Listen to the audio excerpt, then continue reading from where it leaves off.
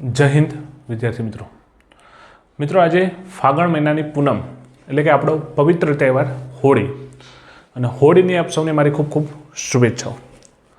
મિત્રો, હોળીના તહેવારમાંથી આપણે જીવનમાં શું શીખી શકીએ એના વિશે આજે ચર્ચા કરીએ। હોળીનો તહેવાર આપણને શું શીખવાડે છે, એમાંથી આપણે શું શીખવું જોઈએ એના વિશે આજે ચર્ચા કરીએ। શરૂઆત એક વાર્તાથી કરું। એક પ્રખ્યાત મૂર્તિકાર હતો, ખૂબ જ હુનહાર, એનું ટેલેન્ટ જબરજસ્ત હતું। એણે એક દિવસ નક્કી કર્યું કે મારે એક ભગવાનની જોરદાર મૂર્તિ બનાવી છે।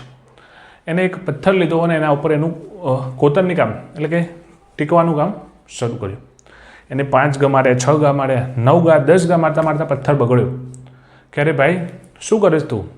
અને કહ્યું, હું તારી એક મૂર્તિ બનાવું છું, તારી અંદર રહેલી અશુદ્ધિઓ દૂર કરી એક મસ્ત મૂર્તિ બનાવું છું। પેલા કહ્યું, ભાઈ કંઈ કરવાની જરૂર નથી, હું જેમ છું એમ રહેવા દે, મને આ જે દર્દના ઘા છે એ ઘા મારાથી સહન થતા નથી। મૂર્તિકારે પથ્થરને સાઈડમાં મૂકી દીધો, બીજો પથ્થર લીધો, એના ઉપર કોતરણી કામ શરૂ કર્યું। આને પણ દર્દ થવા લાગ્યો, આને પણ ફરિયાદ કરી તો મૂર્તિકારે સમજાય હું તારી મૂર્તિ બનાવું છું। તો આને કહ્યું, વાંધો નહીં, ચલો કંઈક આપણામાં કંઈક સુધારો લાવવો હોય તો સહન તો કરવું પડશે। આ પથ્થરે ચૂપચાપ સહન કર્યું। 2 મહિના, 3 મહિના, 6 મહિના સુધી સતત આના ઉપર કામ ચાલ્યું। 6 મહિનાના અંતે પથ્થરની અંદરથી એક મસ્ત જોરદાર મૂર્તિ આને બનાવી। થોડા સમય પછી બાજુના ગામમાંથી અમુક લોકોએ મૂર્તિને ખરીદવા માટે આવ્યા। એમને મૂર્તિ જોઈ, એમને ગમી ગઈ તો એમને મૂર્તિની કિંમત આપી અને મૂર્તિ લઈને ત્યાંથી નીકળ્યા। ત્યાંથી નીકળ્યા એટલે એમની નજર બાજુમાં પડેલા એક બીજા પથ્થર ઉપર પડી। તો એમની અંદરથી એક વ્યક્તિએ કહ્યું કે ભાઈ, અમે આ પથ્થરને લઈ જઈ શકીએ? તો મૂર્તિકારે કહ્યું કે લઈ જાઓ, મારે તો શું વાંધો છે, મારે તો નકામો પડી રહ્યો છે, તમે લઈ જાઓ। પણ એને આશ્ચર્ય થયું કે તમે આનું કરશો શું? તો એને પ્રશ્ન પૂછ્યો કે તમે લઈ જાઓ એનો વાંધો નહીં, પણ તમે આવા નકામા પથ્થરનો કરશો શું? તો પેલા ભાઈએ જવાબ આપ્યો કે અમે અમારા ગામની અંદર નવું મંદિર બનાવ્યું છે, તેની અંદર આ મૂર્તિની પ્રતિષ્ઠા કરીશું, પણ જેટલા લોકો દર્શન કરવા માટે આવશે એ નારિયેળ તો ફોડવું પડશે ને, તો આ પથ્થરને અમે મંદિરની બહાર મૂકીશું અને દરેક વ્યક્તિ એના ઉપર શ્રીફળ એટલે કે નારિયેળ ફોડશે। મિત્રો, તમે જોયું, જે વ્યક્તિએ જે પથ્થરે સૌથી પહેલાં ઘા સહન ના કર્યા, જે થોડા ઘાની અંદર પોતે હિંમત હારી ગયો અને એને ના પાડી કે મારે ઘા સહન નથી કરવા, એની ઉપર આખી જિંદગી જેટલા પણ વ્યક્તિઓ મંદિરમાં દર્શન કરવા આવતા હતા એ દરેક વ્યક્તિ એની ઉપર શ્રીફળ ફોડ્યું। એના મંદિરની અંદર પણ જગ્યા ના મળી। જ્યારે જે વ્યક્તિએ શરૂઆતના સમયની અંદર ઘા સહન કર્યા, દુઃખ સહન કર્યું, દર્દ સહન કર્યું, એ વ્યક્તિની મૂર્તિ બની અને એની રોજ દિવસમાં 2 વાર આરતી ઉતરવા લાગી। જ્યારે પણ ગામની કોઈ પણ વ્યક્તિ આવે એના ઉપર ફૂલ ચડાવો, દૂધ ચડાવો, એની રોજ પૂજા થાય, એની રોજ એને સ્વચ્છ ધોવામાં આવે। કેટલો બધો ફેર મિત્રો તમે જોયું। બસ આ જ ઘટના આપણા જીવનમાં પણ બનતી હોય છે। હા મિત્રો, તમારા જીવનમાં કોઈ પણ સમયે સ્ટ્રગલ તો કરવું જ પડશે, ચાહે તમે જવાનીમાં કરો કે તમે પાછળથી કરો, પણ કર્યા વગર તો છૂટકો નથી। જે લોકો અત્યારે સ્ટ્રગલ કરશે, અત્યારે મહેનત કરશે, એમને પાછળનું જીવન પેલી મૂર્તિના જેમ શાંતિથી પસાર થશે। પણ જે લોકો અત્યારે મહેનત કરવા તૈયાર નથી, અત્યારે જ એમને આ બધું ગમતું નથી, રખડવું ગમે છે, ફરવું છે, પિક્ચરો જોવા છે, ફંક્શનો એટેન્ડ કરવા, મેરેજમાં ફરવું, ભાઈબંધો જોડે રખડવું, તો એ લોકોને પાછળથી જીવનમાં સહન તો કરવું જ પડશે। મિત્રો, આ જ કહાની ભક્ત પ્રહલાદ ઉપરથી પણ શીખી શકાય। ભક્ત પ્રહલાદ મિત્રો આપણે જાણીએ છીએ કે એમના પપ્પા હિરણ્યકશિપુ જે તેની નગરીના રાજા હતા, એમને એટલા બધા મિત્રો ભક્તિભાવવાળા હતા। ભક્ત જે હિરણ્યકશિપુ રાજા ખરા એ પણ કંઈ આમ ઇન્સાન નહોતા। એમને મિત્રો 1000 વર્ષ તો તપ કર્યું હતું અને ત્યારે એમને ભગવાન પ્રસન્ન થયા હતા અને ભગવાને એમને કહ્યું હતું કે માગ, તારે જે વરદાન માગવું હોય માગ। ત્યારે એમને એવું વસ્તુ માગ્યું હતું કે મને અમર રહી જાઉં એવું મને વરદાન આપો। હું ના દિવસે મરું, ના રાત્રે મરું, ના અસ્ત્ર મને મારે કે ના શસ્ત્ર મારે, હું ના ઘરની અંદર મરું કે ના ઘરની બહાર મારું, ના કોઈ સ્ત્રી મારી શકે ના કોઈ પુરુષ મારી શકે, એવું વરદાન એમને માગ્યું હતું અને ભગવાને એમને કીધું હતું તથાસ્તુ।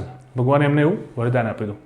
મિત્રો, એમને વરદાન મળ્યા પછી એટલો બધો અહંકાર આવી ગયો કે એમને એવું થયું કે આ સૃષ્ટિ ઉપરનો ભગવાન હું જ છું, મારા રાજ્યની અંદર ફક્ત મારી પૂજા થવી જોઈએ, મારા સિવાય બીજો કોઈ ભગવાન નથી।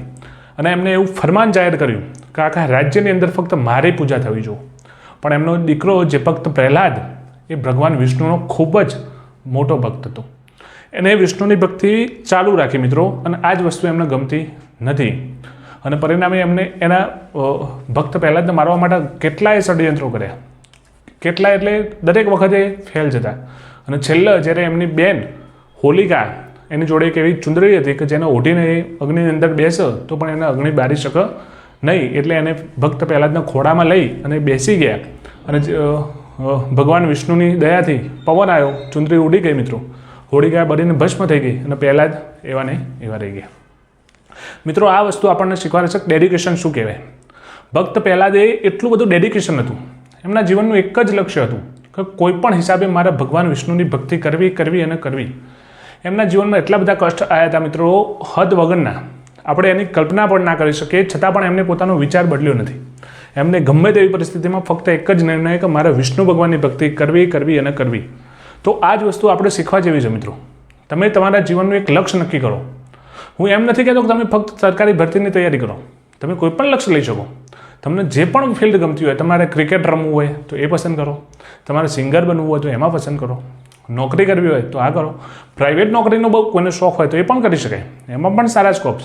તમારે કોઈ ધંધો કરવો હોય, કોઈ બિઝનેસ શરૂ કરવો હોય તો એની અંદર કરો. તમે કોઈ પણ ડિસિઝન લો મિત્રો, પણ ડિસિઝન લો અને પૂરેપૂરો સમય, જેમ ભક્ત પહેલાં જ પૂરેપૂરા ડેડિકેશનથી એની સાથે હતા, એમ તમે ડેડિકેશનથી એ વસ્તુની પાછળ પડી જાઓ તો જ તમે જીવનમાં સફળ થશો. મિત્રો ભક્ત પ્રહલાદના ઉપર જ્યારે એમને બેસવાનું આવ્યું અગ્નિની અંદર, ત્યારે વિચારો કેવું પરિસ્થિતિ હશે, છતાં એમનું મન એક સેકન્ડ માટે પણ ડગ્યું નહોતું. એમને પૂરેપૂરો આત્મવિશ્વાસ હતો ભગવાન વિષ્ણુ ઉપર કે એ મને બચાવશે.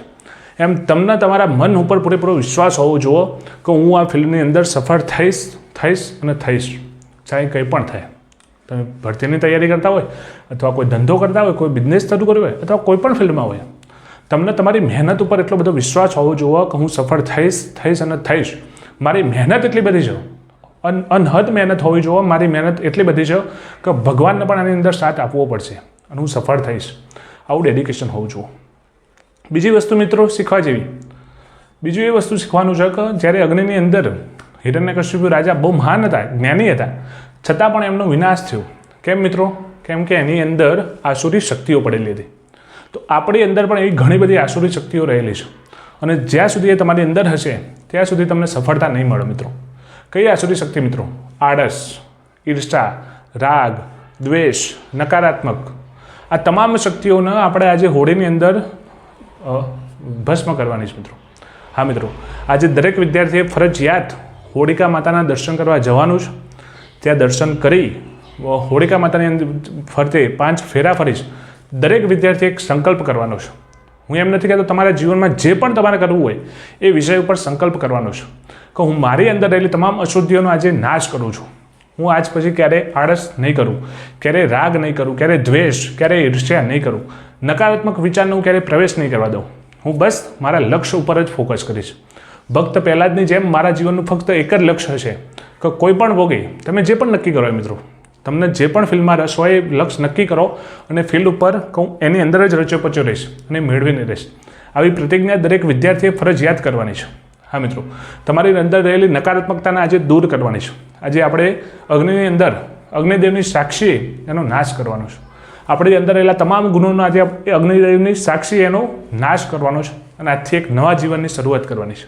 હા મિત્રો, હોળીનો તહેવાર એટલે નવી શરૂઆત.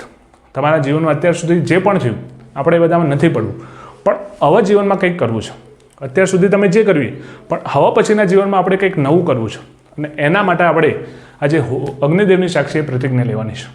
હું એમ નથી કીધું મિત્રો આ જાઓ સચિન તેંડુલકરને ફાસ્ટ બોલર બનવું હતું, પણ એ બન્યા શું? બેટ્સમેન.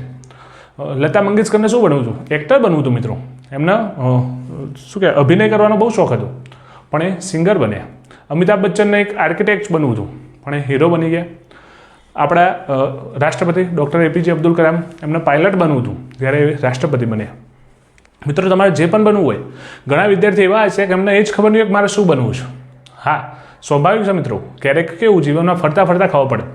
આ બધાને ખબર નથી, મેં તમને ઉદાહરણ આપ્યા. સચિન તેંડુલકરને એવી નથી ખબર કે હું બેટ્સમેન બની શકીશ. એમને બનવું હતું ફાસ્ટ બોલર, પણ જ્યારે એ કામ કરવા નીકળ્યા એટલે ફરતા ફરતા એમને ખબર પડી કે હું આ ફિલ્ડમાં સારું કરી શકું છું અને એમને એ ફિલ્ડ છોડી અને પછી બેટિંગમાં આવ્યા. એમ તમે ભલે તમને ખબર ના હોય કે મારે શું બનવું છે, પણ તમે ફક્ત એક લક્ષ્ય નક્કી કરો કે હું જીવનમાં કંઈક તો કરીશ જ. તમારા જીવનમાં જો લક્ષ્ય નક્કી ના હોય તો કમસે કમ આજે આપણે એ વસ્તુ નક્કી કરવાની છે કે હું જીવનમાં કંઈક તો મોટું કરીશ. મારે જીવનમાં કંઈક મોટું કરવું છે, કંઈ મોટી વ્યક્તિ બનવું છે. શું બનવું છે એ મને ખબર નથી, પણ હું આજે અગ્નિદેવની સાક્ષીએ પ્રતિજ્ઞા કરું છું કે હું જીવનમાં કંઈક મોટું બનીશ, કંઈક મોટો વ્યક્તિ બનીશ. મારી કોઈ નામના હશે, મારી કોઈ ચાહના રહેશે, એવી વ્યક્તિ હું બનીને સફળ થઈને રહીશ. એવું હું દૃઢ સંકલ્પ આજે કરું છું. આવો સંકલ્પ આજે દરેક વિદ્યાર્થીએ હોળી માતાના દર્શન કરી હોળી માતાની ફરતે 5 રાઉન્ડ મારી અગ્નિદેવની સાક્ષીએ આ સંકલ્પ કરવાનો છે। હા મિત્રો પેલી કહેવત છે ને કે ભાઈ હમ તો ચલતે ગયે કારવા બનતા ગયા। જીવનમાં અમુક વસ્તુ નક્કી નથી હોતી મિત્રો, શું કરવું, બસ આપણે ચાલતું જવાનું, ઓટોમેટિક સમય, સંજોગો, પરિસ્થિતિ તમને જ્યાં પહોંચાડવા છે ત્યાં પહોંચી જશે। પણ એવું બનશે ક્યારે મિત્રો? જો તમે એક ડિસિઝન નક્કી કરશો કે મારે આ વસ્તુ કરવી છે તો અને તો જ, બાકી જો તમે હાથ ઉપર હાથ મૂકી બેસી રહેશો તો એ ક્યારેય નહીં બને મિત્રો આજ પછી નકારાત્મક વિચાર ક્યારેય કરવાનો નથી। કોઈ પણ પરિસ્થિતિ હોય, કોઈ પણ સમય હોય, ગમે તેવું ચાહે ગમે તેટલો ખરાબ સમય આવી જાય, પણ બસ પોતાની જાત ઉપર, પોતાના ઈશ્વર ઉપર આપણને શ્રદ્ધા હોવી જોઈએ કે હું મારા જીવનમાં નક્કી કરેલું લક્ષ્ય કોઈ પણ હિસાબે પાર કરીશ અને કરીશ। હું ત્યાં સુધી પહોંચ્યા વગર બિલકુલ જપ નહીં મૂકું। મિત્રો આજે હોળિકાનો તહેવાર છે। જો તમે આજે પ્રતિજ્ઞા કરી, કારા માથાનો માનવી મિત્રો ધારે તો કરીશું ના શકો, આપણે ધારીએ એ બધું જ કરી શકીએ મિત્રો, કોઈ એવું કામ નથી કે આપણાથી ના થાય। કારા માથાની વ્યક્તિ કોઈ પણ વસ્તુ ધારે તો એ કરી શકો, પણ તકલીફ શું છે કે આપણે ધારતા જ નથી। હા મિત્રો આજે આપણે પ્રતિજ્ઞા કરવાની છે। જો તમે એક સંકલ્પ કરશો, એક દૃઢ સંકલ્પ કર્યો તો સમજી લો 50% કામ તો તમારું અહીં જ થઈ ગયું। જરૂર છે એક સંકલ્પ નહીં, પછી એને પૂરો કરવા માટે તો ઓટોમેટિક રસ્તો બનતો જ હશે। પહેલાં કહ્યું એમ હમ તો ચલતે ગયે કારવા બનતા ગયા। મિત્રો તમે એક શરૂઆત તો કરો, અને શરૂઆત હંમેશા સંકલ્પથી થાય। ક્યાંથી થાય? સંકલ્પ। જ્યાં સુધી તમે એક સંકલ્પ નહીં કરો ત્યાં સુધી એની શરૂઆત નહીં થાય। જો એકવાર શરૂઆત થઈ ગઈ તો ઓટોમેટિક રસ્તો બનતો જ હશે અને તમે ત્યાં પહોંચી જશો। મિત્રો આજે હોળીનો તહેવાર છે, પવિત્ર દિવસ છે। આજે દરેક વિદ્યાર્થીઓને હું કહું છું કે આજે ફરજિયાત તમારે દર્શન કરવા જવાનું છે। હોળીમાંના 5 રાઉન્ડ આપણે મારવાના છે, અને 5 રાઉન્ડ એમની ફરતે પ્રદક્ષિણા કરતી વખતે આપણે નિયમ લેવાનો છે, આપણે દૃઢ સંકલ્પ લેવાનો છે। તમે જે પણ ફિલ્ડમાં બનવા માગતા હોય, જે પણ વસ્તુ કરવા માગતા હોય એ સંકલ્પ કરો। સાથે બીજો સંકલ્પ એ પણ કરવાનો છે કે તમે નકારાત્મક વિચારો, ઈર્ષા, રાગ, દ્વેષ, આળસ, આ તમામ જે ખરાબ ગુણો છે એ બધાનો આપણે નાશ કરવાનો છે। મિત્રો કમેન્ટની અંદર જરૂર લખજો કે આજે તમે કયો સંકલ્પ લેવાના છો, અથવા આજે તમે કયો સંકલ્પ લીધો। દરેક વિદ્યાર્થીઓએ ફરજિયાત કમેન્ટ કરવાની છે કે તમે આજે કયો સંકલ્પ લીધો અથવા કયો સંકલ્પ લેવાના છો, અને ફરજિયાત તમે એક સંકલ્પ લઈ જુઓ મિત્રો। અગ્નિદેવની સાક્ષીએ તમે એક સંકલ્પ તો લો મિત્રો, તમે જુઓ સંકલ્પની શક્તિ શું છે મિત્રો, એ તમને આજે ખબર પડશે। તમે એકવાર શરૂઆત કરો, તમે જોશો મિત્રો તમે નહીં ક્યારેય વિચારી નહીં હોય એટલી બધી અદ્ભુત શક્તિ તમારી અંદર પ્રવેશ કરશે।